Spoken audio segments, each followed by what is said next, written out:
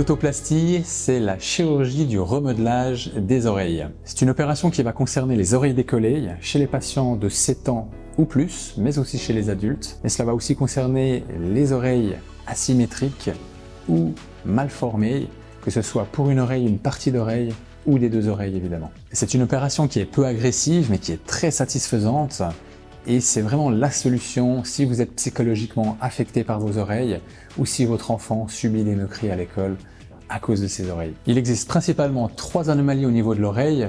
D'une part, on peut avoir un défaut de plicature de la partie haute de l'oreille, ce qui s'exprime par une oreille déplissée qui part en avant, c'est ce qu'on appelle le plus souvent l'oreille décollée. Mais il existe également des problèmes au niveau de la conque, lorsqu'il y a trop de cartilage ou qu'il est trop projeté en avant, cela peut également pousser l'oreille vers l'avant. Et finalement, il y a les défauts de lobe, où on peut également avoir ce qu'on appelle un lobe décollé, ou ce qu'on appelle aussi, dans le langage médical, un valgus du lobe de l'oreille. C'est une opération qui peut s'effectuer sous anesthésie locale, et c'est d'ailleurs souvent le cas, mais pour les patients plus jeunes, ou les patients qui ne souhaitent rien entendre et rien sentir, on peut aussi proposer cette opération sous anesthésie générale. Le principe général et technique de cette opération est pratiquement toujours le même. On va réaliser une incision derrière l'oreille, plus ou moins courte en fonction du travail à réaliser.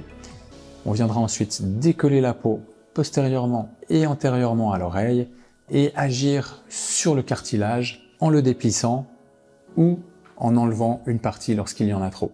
La fermeture de cette incision se fait via un fil résorbable et la cicatrice est donc parfaitement cachée derrière l'oreille. À la fin de l'opération, vous sortirez avec un bandage qui maintient les deux oreilles en place et je conseille toujours d'effectuer un contrôle post-opératoire à 24 heures afin d'exclure un hématome. Après une dizaine de jours, les fils de suture peuvent être retirés et le bandage aussi, pour laisser place à un bandana qu'il faudra continuer de porter pendant encore une semaine, jour et nuit, puis durant 2 semaines, la nuit. On me demande souvent si cette intervention peut être prise en charge par votre caisse maladie. C'est possible. Il faudra toutefois que votre chirurgien vous examine et fasse une demande au préalable à votre assurance.